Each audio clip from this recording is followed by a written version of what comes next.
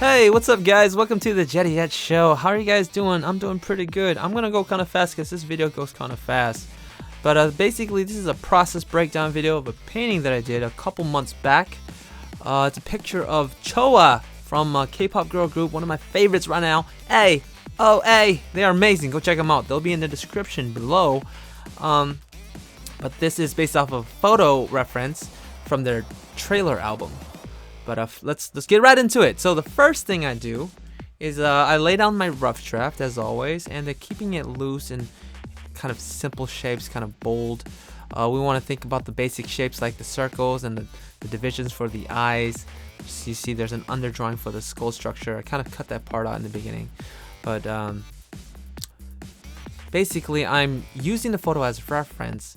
I'm not copying everything line for line, just trying to be inspired by the structures and trying to find some sort of style from it. So like her nose isn't like that, her eyes aren't like that, her lips aren't quite like that. Nothing really is like the photo, but at the same time in every way it is the photo, meaning like you're capturing the essence of the photo without copying the photo exactly.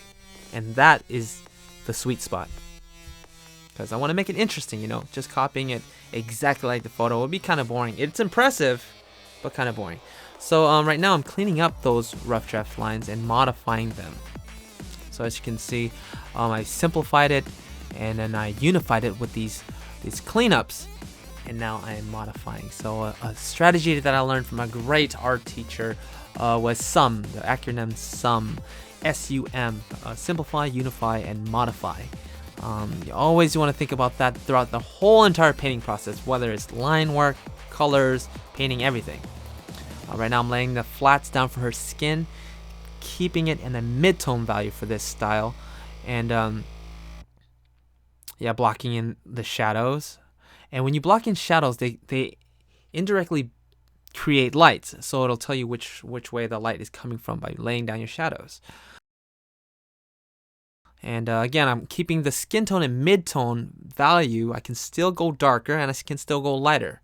It leaves me room. So that way we can build out kind of from the center out. So right now I'm pulling out the highlights. And a really patchy, again, blocking them in with simple shapes.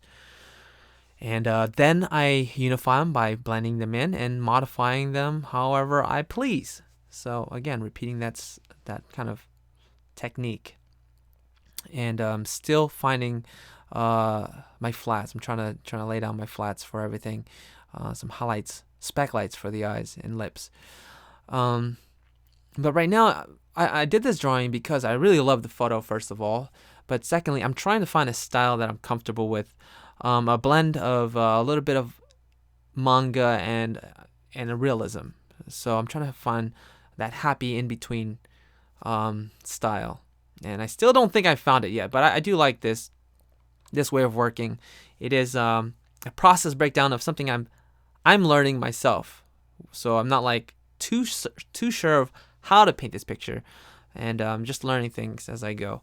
So I'm just gonna, yeah. So that now I'm here to break it down for you, and I'm laying down some rim lighting because the photo is a rim lit picture of her, and that just means the light is coming from behind. And like directly from behind her, and so all the colors in front of us are in shadow. And the brighter the rim light is, the more you can tell that she's in shadow. But it goes all the way around her like a halo. And right here, I have noticed something wrong with her shoulders. I'm like, there's something wonky with the drawing. So it's important if you guys figure all those problems out in the drawing stage. But if you don't, it's not too late. But it is a little more difficult. And I was just a bit hesitant, like, oh man, it's going to be kind of difficult. But not if you understand simplify, unify, modify. So I'm simplifying in some shapes, some simple shapes. And then it's mid-tone shapes. Lay them down, extend the size of her silhouette. And then block in those shadows and lights. And a really good technique for catching mistakes is flipping your drawings. So constantly flip your drawings to catch your mistakes, especially early on. That way you don't have to deal with fixing them later. And if you're using paper and pen, just hold your drawing up to a mirror and it's pretty much the same thing. Now I'm going lighter lights, and as you can see, some specular highlights. And specular highlights are lights, pretty much the lightest of lights. And you don't want to make lightest of lights like completely white. Not even. Like it looks like it's completely white because in relation to all the colors around it, it looks really bright. But you always want to leave room just so that you can keep working brighter and brighter and darker and darker. And the more you get brighter and darker, the more contrast, it's more realistic it's gonna get. But I want to stay away from jumping all the way towards the end, unless you want to go really graphic and do it. I mean, it's really up to you. But as you can see, the lines are getting more faint. I'm blending the lines away. Again, going for more a more realistic kind of rendering style. And yeah, so that's pretty much it. I am happy with this style. I'm still looking for the perfect combination. I'm not sure if this is perfect yet, but the video is coming to an end. Thanks so much for watching, you guys. I hope you guys learned something.